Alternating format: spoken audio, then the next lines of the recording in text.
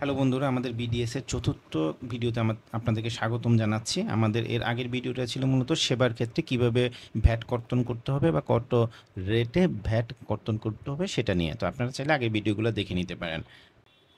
আজকে আমরা আলোচনা করব যোগানদারের ক্ষেত্রে উৎসে মূসক কর্তন সম্পর্কে, অর্থাৎ যোগানদারের ক্ষেত্রে বিডিএস এর রিকোয়ারমেন্টটা কি সেটা আমরা আজকে জানার চেষ্টা করব।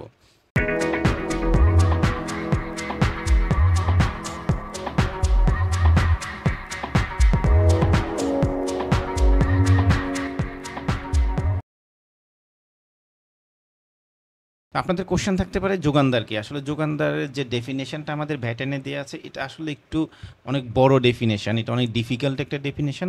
চলেন আমরা এই যোগানদারের ডেফিনেশনটা একটু বোঝার চেষ্টা করি। আমি ভেঙে ভেঙে আলোচনা করব যাতে আপনারা সহজে অন্তত ডেফিনেশনটা শিখতে পারেন।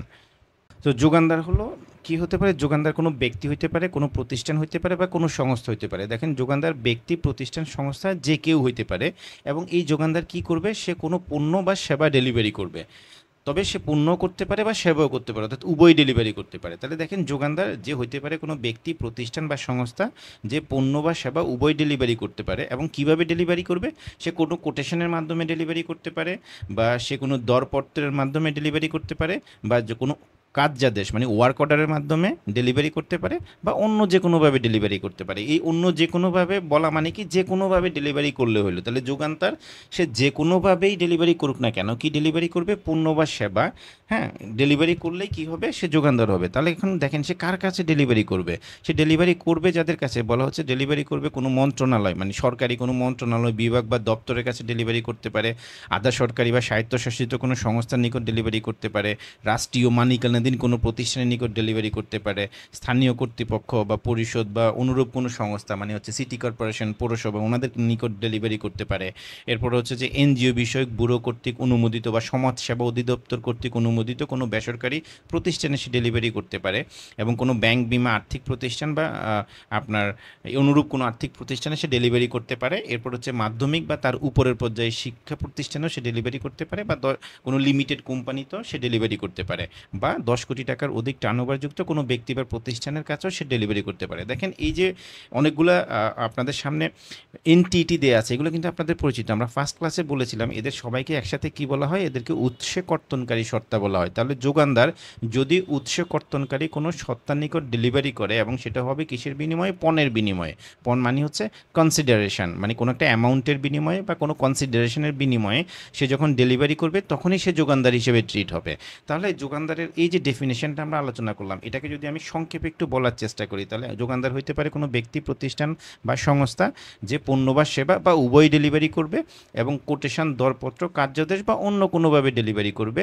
কার কাছে? উৎস কর্তনকারী সত্তার নিকট সে যদি সরবরাহ অর্থাৎ ডেলিভারি করে থাকে বা সাপ্লাই করে থাকে, তাহলেই সে কি হবে? এবং পণের বিনিময়ে সরবরাহ করবে, তাহলেই সে যোগানদার হিসেবে ট্রিট হবে। তাহলে এরাই হচ্ছে যোগানদার। কারণ আমরা অনেক সময় হ্যাজিটেশনে পড়ে যাই, আসলে যোগানদার কে হইতে পারে? কারণ যোগানদার পণ্য দিতে পারে, যোগানদার সেবাও দিতে পারে, রাইট? এরাই হচ্ছে যোগানদার হিসেবে ট্রিট হবে।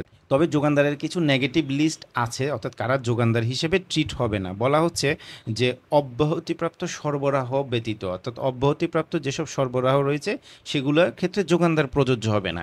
এটা কি? এটা আমাদের এর আগের ভিডিওতে আমরা আলোচনা করেছি। ধরেন যে আমাদের দেশে ফার্স্ট শিডিউল দিয়ে এক্সেমশন দেওয়া আছে, অর্থাৎ ফার্স্ট শিডিউলের পার্ট এ দিয়ে, অর্থাৎ খণ্ড এ দিয়ে এক্সেমশন দেওয়া আছে। এরকম কোনো প্রোডাক্ট যদি কোনো ব্যক্তি দেয়, কোনো সাপ্লায়ার দেয়, সে যোগানদার হবে না, মানে তাকে আমরা যোগানদার বলতে পারবো না।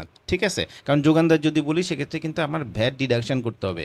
হ্যাঁ, 7.5% ভ্যাট অ্যাপ্লিকেবল হবে, একটু পরে আমরা দেখব। তা এই জন্য আমরা এটাকে মানে অব্যাহতিপ্রাপ্ত কোনো সরবরাহ যদি করে সেক্ষেত্রে আমরা এটাকে যোগানদার বলতে পারবো না। তবে অব্যাহতি বলতে এখানে কোন অব্যাহতিটা বোঝাচ্ছে? এটা বোঝাচ্ছে শুধুমাত্র আইনের অব্যাহতি, অর্থাৎ আইনের প্রথম তফসিলে যে অব্যাহতি দেওয়া আছে সেটা বলা হচ্ছে। আরেকটা হচ্ছে উৎপাদক হিসেবে কেউ যদি নিবন্ধন নিয়ে থাকে সেও কিন্তু যোগানদার হবে না। দেখেন, আমাদের দেশে কেউ যদি ভ্যাটের অধীনে রেজিস্ট্রেশন নিয়ে থাকে, আপনারা জানেন তাকে কি দেওয়া হয়? একটা বিন সার্টিফিকেট দেওয়া হয়। ওই বিন সার্টিফিকেটের মধ্যে কি থাকে? এরিয়া অফ অ্যাক্টিভিটি থাকে, মানে মেজর এরিয়া অফ অ্যাক্টিভিটি। তো এই মেজর এরিয়া অফ অ্যাক্টিভিটি হিসেবে কারো যদি ম্যানুফ্যাকচারার হিসেবে রেজিস্ট্রেশন নিয়ে থাকে, তাহলে আপনি তাকে কি বলতে পারবেন না? তাকে কিন্তু আপনি যোগানদার বলতে পারবেন না। ঠিক আছে? এরপর একটা জিনিস হচ্ছে, যে সকল সেবার সুনির্দিষ্ট সংজ্ঞা রয়েছে তাকে আবার যোগানদার বলা যাবে না। যেমন ধরেন যে আমরা এখানে আলোচনা করেছিলাম যে আপনার কি থাকতে হবে? আপনি মানে পণ্য বা সেবা দিবেন। ধরেন যে সাপোজ আপনার অর্গানাইজেশনে কি দরকার, একটা সিকিউরিটি সার্ভিস দরকার। এখন আপনি একটা দরপত্র আহ্বান করলেন একটা কোটেশনের মাধ্যমে, বা আপনি ওয়ার্ক অর্ডারের মাধ্যমে কোনো একটা অর্গানাইজেশনকে আপনি সিকিউরিটি সার্ভিস দেওয়ার জন্য এগ্রিমেন্টে গেলেন। দেখেন এখানে কিন্তু ওই লোক সব কিছুই কভার করতেছে। সে একটা প্রতিষ্ঠান হইতে পারে, সে একটা সেবা দিচ্ছে এবং একটা কোটেশনের মাধ্যমে দেওয়া হচ্ছে, এবং আপনি একজন উৎস কর্তনকারী সত্তা, সে আপনার নিকট ডেলিভারি করতেছে এবং সেটা একটা কনসিডারেশনের বিনিময়। কিন্তু তাকে আপনি যোগানদার বলতে পারবেন না, কারণ আমাদের দেশের ভ্যাট আইনে কিছু সেবার ডেফিনেশন দেয়া আছে, যেটা হচ্ছে 2019 সালের 186 নাম্বার এসআরও। এখানে আপনার S001 থেকে S99 পর্যন্ত, অর্থাৎ 99 পর্যন্ত, 01 থেকে শুরু করে 99 পর্যন্ত বিভিন্ন সেবার কোড দেয়া আছে।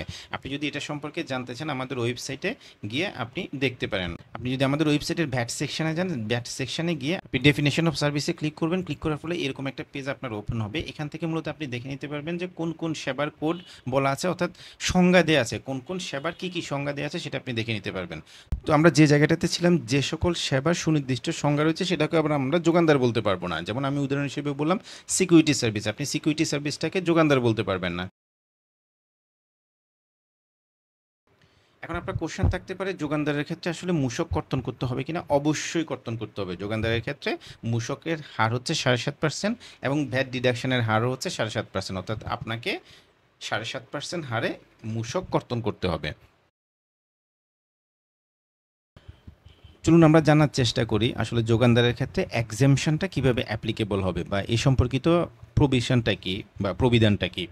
দেখেন আপনারা অলরেডি জানেন আমাদের দেশের ভ্যাটের যে এক্সেমশন বা অব্যাহতি আছে সেটা মূলত দুইভাবে আসবে, রাইট? একটা হচ্ছে আপনার ফার্স্ট শিডিউল দিয়ে এবং আরেকটা হচ্ছে এসআরও দিয়ে। ফার্স্ট শিডিউল মানে হচ্ছে ভ্যাটের আইনের প্রথম তফসিল দিয়ে।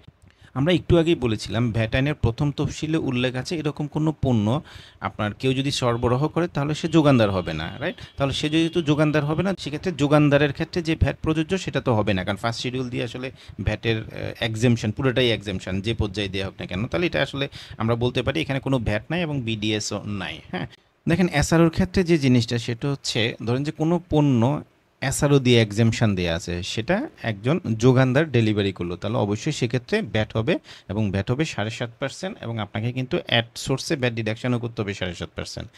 তবে এক্ষেত্রে মনে রাখতে হবে যদি অন্য এসআরওতে যোগানদারের জন্য স্পেসিফিকভাবে এক্সেমশন দেওয়া আছে, যেমন আমরা যদি 137 নাম্বার এসআরওতে যাই, দেখেন আমরা ভ্যাট এক্সেমশন এসআরও 137 নাম্বার এসআরওতে আসছি এবং সেখানে আমরা সেবা পর্যায়ে চলে যাচ্ছি, কারণ আমাদের দেশে যোগানদার হচ্ছে মূলত সেবা হিসেবে ট্রিট করা হয়, এবং এটার সেবার কোড হচ্ছে S037। দেখেন যোগানদার হিসেবে যদি বলি, একদম এখানে আপনার প্রায় 11টা যোগানদার হিসেবে, দেখেন এখানে 11টা সেবার ক্ষেত্রে মানে যোগানদার হিসেবে এক্সেমশন দেওয়া আছে। যেমন স্কুলের টিফিন সরবরাহ যদি কেউ করে তাহলে সেটা কি হবে না, তাহলে সেটার উপর ব্যাট হবে না, মানে সেটা যোগানদার হিসেবে এক্সেমশন দেওয়া আছে। যেমন জাতীয় শিক্ষাক্রম বা পাঠ্যপুস্তক বোর্ড কর্তৃক কার্যদেশ অনুসারে যদি যেখানে আপনার কোনো বুকস ডেলিভারি করা হয় সেটা কিন্তু কি হবে, যোগানদার হিসেবে এক্সেমশন দেওয়া আছে। যেমন তুলা সরবরাহ, এটা যোগানদার হিসেবে এক্সেমশন দেওয়া আছে। তাহলে এসআরওতে যেটা যোগানদার হিসেবে এক্সেমশন দেওয়া আছে সেটা এক্সেমশনটা পাবে, বাট এর বাইরে অন্যগুলো যদি কেউ ডেলিভারি করে, সাপ্লাই করে থাকে,